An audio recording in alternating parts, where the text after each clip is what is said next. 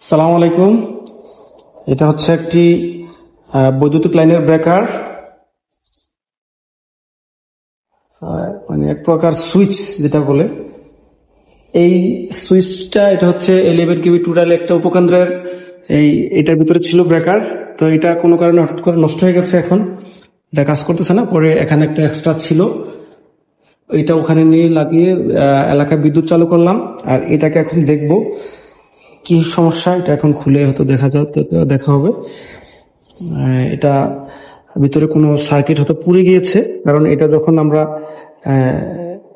সংযোগ দিই সাথে সাথে এমসিবি ট্রিপ করে যায় এবং এই যে সুপারভিশন রিলে যেটা এটা পড়ে যায়। তো এটা এখন আমরা খুলবো, দেখবো যে আসলে কি সমস্যা। তো আমরা এখন আমি খুলতেছি। এটাতে প্রথমে যে দুইটা নাট লাগানো আছে, নাট দুইটা খুলে আমি এখন ঢাকনাটা উঠাচ্ছি। তো খোলার পর দেখতেছি যে আসলে ভিতরে এটা আমি প্রথমবার খোলা বড় একটি স্প্রিং, এবং খুঁজতেছি যে কোথায় পুড়েছে বা কোন জায়গা ত্রুটিটা। দেখি কিনা এই হচ্ছে এটা মেকানিজম।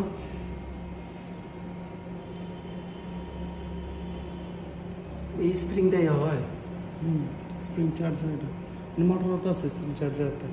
হ্যাঁ, স্প্রিং চার্জার একটা ডিসি মোটর আছে যে এটা।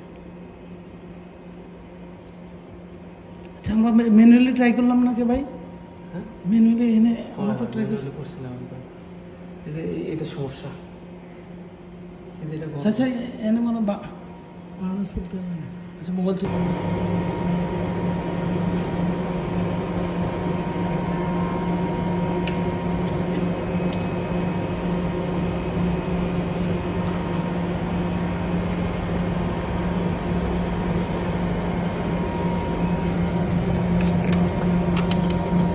ওপেন, সার্কিট আছে একটা। এটা কি পড়ছিল? এটা L4 না?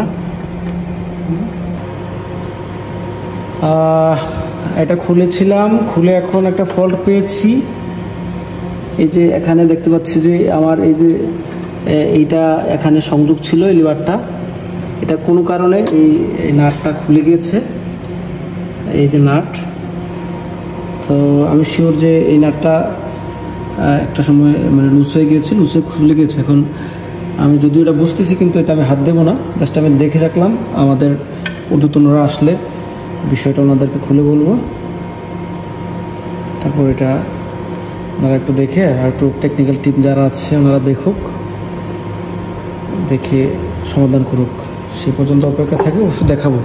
আর ভিডিওটা করার উদ্দেশ্য হচ্ছে, আমাদের যেহেতু এখন সারা বাংলাদেশে এরকম উপকেন্দ্রগুলো হয়েছে, তো অনেকেই হয়তো বিভিন্ন সমস্যায় পড়বেন অনেক সময়।